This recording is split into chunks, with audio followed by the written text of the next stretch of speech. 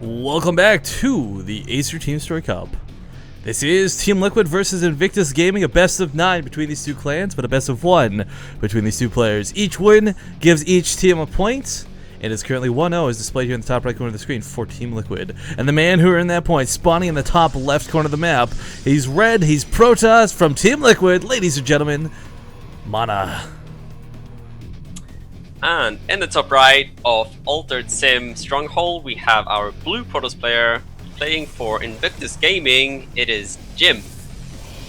Is it just me, or do you feel a little bit wrong that Mana is red instead of blue?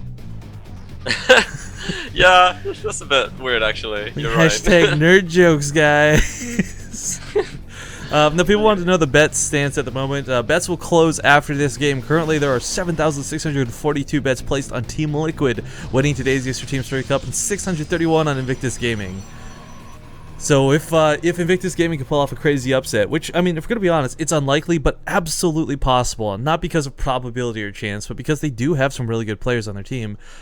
That's going to be a huge payout for the underdogs. Yeah.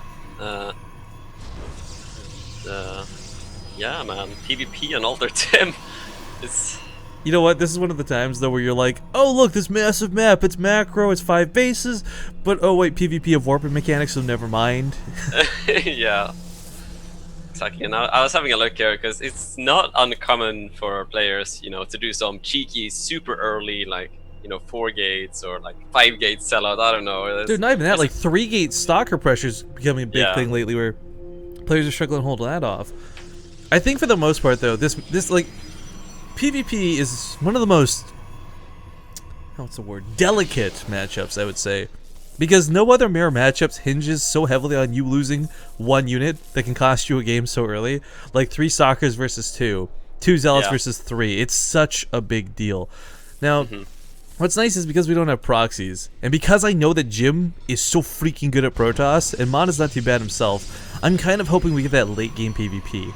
You know, this is the Colossus, the Archons, the Immortals, the sort of like layer cake of an army, because those are the most fun to watch in my opinion. But the problem is with this matchup, even if you're only slightly better than your opponent, sometimes a build choice can win. And I don't mean like a build order win, but a build choice. So what I mean by this is specifically like opting to go for Blink opposed to a Robo. Whereas a Robo can technically shut down Blink. Blink, if microed correctly, can beat a Robo. You know, there's a lot of finesse to this matchup. And again, it kind of plays hand in hand with how quote-unquote delicate it can be. Yeah, for sure.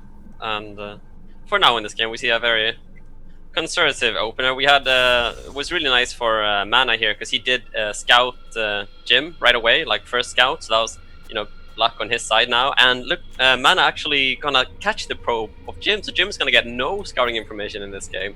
So he's completely in the blind, so that's really unfortunate for him and really good for Mana. Yo, Mana's actually coming across the map here too with a Mothership Core, and this is gonna be able to sit above the Nexus for quite some time. Normally a Stalker can chase us off, but it's not a Stalker, but 2 sentries and his own Mothership Core at home. So I mean, this is great to hold off gateway aggression. You know, you force field the ramp, you're good to go. There's no way these blink this early, but yeah, the Mothership Core is gonna need to be driven off. Oh, plus, will he get the Stargate? Is gonna be the big question. Seeing a Stargate this early is huge. Yeah, that would be really good for him. And yeah, Mana.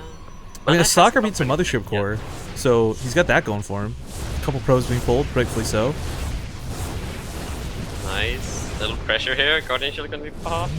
Get the sentry, that'd be really nice. Gets the photon overcharge, but a recall goes off at the same time. Did he scout the Stargate though? Yes! He must have, yeah. So that was nice there for Mana. I know, I feel like I'm so used to having casted like 100,000 games where the Mothership Core has the most abusive vision sight in the game, that even though they nerfed it like 2 or 3 patches ago, I just assume that it's like, I overcompensate and assume it's too small to see anything. Anytime Mothership Core scouts. But okay, gonna start with the Oracle. This is something that Mana can kind of predict. Now this is what's gonna kind of suck. Oftentimes you have an Oracle fly to your base, and you're like, haha, I got an overcharge, get out of here, no big deal. But he had to burn the energy on that recall. So now he's got to rely on a couple Stalkers and Sentries, which quite frankly won't be the best at killing it fast. I mean, these will kill an Oracle, but not very fast. Yeah, and this is kind of interesting because, you know, since Mana scouted the Stargate, he might be thinking there's no way he's gonna make an Oracle, you know, it has to be Phoenix, I scouted the Stargate. So Mana is actually on the ramp right now, not really expecting an Oracle, so he might lose some probes here. I like that pre-pull though. Yeah. It's even with their speed boost, like one of the best ways to just shut an Oracle down is to run from it. It sounds so silly to say, but I mean, it has to stop and shoot. The energy drains fairly quickly, as we see. Ticks, ticks, ticks, ticks. So he loses like 1 probe for that. Yeah, it was a nice defense there. And he will be going for the blink. I saw the Robo go down, but he did throw it on the Twilight as well, because I was thinking how he's going to react to the Stargate, so he's going to be going for that blink. But Jim didn't actually go for Phoenix behind this, so Mana is investing in blink, maybe thinking that Jim is going to be going for Phoenixes, but he's not at the moment. I feel very strongly that blink, though, is kind of like the best. This sounds so silly to say, because blink is not something like +1 weapons. It just doesn't give you flat damage or anything like that. It doesn't help you automatically retain your stalkers. It relies a lot on player skill.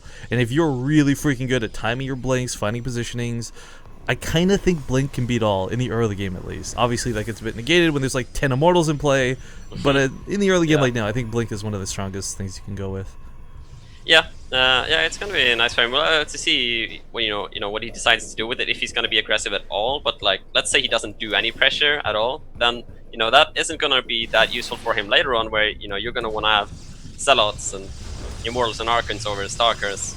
So we'll see if he does try and do some sort of blink play eventually, but Jim's gonna have a lot of units by then. Jim's also getting purely anti-stalker units. I mean, it's Void Rays, it's Immortals. Yeah. These are both units that are going to be fantastic at shutting blink stalkers down. So, I mean, his army composition right now is looking pretty darn good. Let's not forget, it's not going to be about the Force Field so much as it will be the Guardian Shield to help reduce that damage. Because again, you got the Hardened Shield effect on the Immortal. You got Void Rays, which are affected by Guardian Shield at the same time.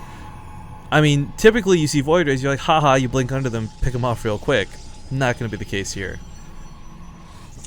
Yeah. See Mana scouting with an Observer. Did he see the Robo Bay that's not going down for Jim? He did see it. Have I... Okay, so just look at the Oracle again. Have I ever talked to you about my frustration with their like HOTS, all the new HOTS units? I don't think so. Okay, so Widowmine, Hellbat, original Oracle before the speed buff, and even somewhat after the speed buff, and Locusts. You know what they all have in common? What's that? You just walk away from them to completely shut them down. It was so frustrating. Like Blizzard like implemented coward tactics as like the best way to deal with all these new units. Yeah, indeed. But okay, we got the third base coming down in full view here of Mana. Now this has prompted him to make his own third. I was gonna say, you see a third base coming down. You only have two options. One is either you expand yourself to keep up, or you can go for an attack, knowing that that's 400 minerals in the hole that they will not have for the defense. But I don't know. Does Mana know about this heavy Void Ray count? Like, okay, he's gonna float over and find it now, because this isn't just one Void Ray he invested in. Two is a big difference compared to one. It sounds silly to like over-exaggerate this like this, guys, but you can never undervalue the damage of a prismatically aligned Void Ray against an armored unit. It's insane. Yeah, Mana though going for that high temper attack really early, so I think he's gonna be able to deal with the Void Rays quite fine. What I'm getting a little bit worried for him though, because Jim did go for the Colossi tech and Mana did not. He did go for the Twilight Archives really early, but I kind of want him to place a Stargate kind of soon if he wants to have an answer for these Colossi, since he's not going for a Colossi of his own. Well, actually, what's kind of cool, we saw Crank do something not exactly like this, but something similar during the Axiom matches, where he skipped over, he glanced complete, he didn't even try and get the Colossus out. His idea was to get a lot of Archons and Immortals and Stalkers, and then he hallucinated a lot of Archons as well. And it wasn't because, like, oh, he's gonna hit the wrong units, but the Archons, when hallucinated, it's 350 shields, it's a huge buffer. And of course, you can't walk through them, you have to actually kill them, so the Zealots can't charge for it either. It's this really cool dynamic that I don't think is like an easy thing to pull off by any means. Mana doesn't have Sentry, so he's not going to have that option available to him. But, I mean, the strength of Immortal Archons cannot be undervalued either. This army looks really tiny, but it's really powerful. Yeah. Mana not going to have any Sentries with this push, at least, for those hallucinations, but he does have a lot of gateways, so he's going to be going for like a 3-base. I kind of want to call this an all-in, because if he doesn't kill Jim, Jim's going to have the tech advantage with these Colossi, so he has to do a lot here. But I think it's only an all-in if he doesn't do enough damage. Like, if they both collide and can kind of cancel each other's forces out, then they'll both kind of reel back and recover. But yeah, I mean, the unit counting station right now is so heavily in the favor of Jim if he can get good position in the Colossus. I like the high ground start to this. He's got his own Archons underneath this. Oh wait, no, it's hallucination. The blue on blue, man. No, wait, is that hallucination? No, that's real. What am I talking about here? saw some sentries there, yeah. How about we get a Warp Prism that goes off up here? Charge Lots actually take down one of the Colossus. This opens the door for Mana to go in from the south, and the Archons are on the front lines. And that is a real Archon that just went down. The Immortals soon to follow as well, and this is a lot of splash damage going on for both players. Mana splash damage cannot match that of the Colossus, however. But with the Zealots charging in, the Colossus can't shoot the Immortals, and the Immortals will destroy the Colossus. LiquidMana has absolutely run crazy over Jim here. Jim's warping his own Zealots for the defense, but warpings from Zealots in the main still killing a lot of probes. Jim has lost 34 workers behind this. Yeah, wow, man, a really nice attack there. It was a big Zealot warping, but he had Zealots in the main at the same time as well. He's got so many gateways, and the Immortals there were focus firing the Colossi and the Immortals. The Void Rays are on the wrong part of this fight, I feel. Chasing down the Warp Prism to shut it down is not a bad idea, but I mean, those really should have been on the front lines, not in the back of the base. It's hard to decide what to respond with, of course, because you don't know. You know, is Mana warping in 4 units or 14? Yeah, yeah, exactly. So, yeah, Mana really stretched Jim like thin there. I think that was worth it, making his though. frontal attack do it well. Yeah, that's exactly the damage you talked about there, where Mana had to do something, and he did it. He killed a lot of probes. He completely got rid of the Colossi count. So now he can kind of try and tech on. We still don't see any tech going down from Mana, but well, what I was gonna say is I don't think he even needs to go for his own Colossus. Frankly, he busts through that so well without them, and a big part of that too. Like, I think the strength of that attack, honestly, it wasn't what was on the front lines. It was that Warp Prism beyond anything else. Yeah, that was really well done there. Yeah, he might not need Colossi, but I mean, it's great if Jim can drag the game on and it goes towards a higher supply count and a fourth base, stuff like that. Then Jim is gonna have the army advantage eventually with those Colossi. So Mana might make another big attack though in a bit. I don't know, like, you're eventually going to want to have some Colossus out for Mana, granted, but I really just feel like Colossus are not the strong game-winning unit that they once were. People have kind of figured out, like, their lasers are a bit derpy. It's kind of like siege tanks. If you hit from multiple angles, it shuts them down better than anything else.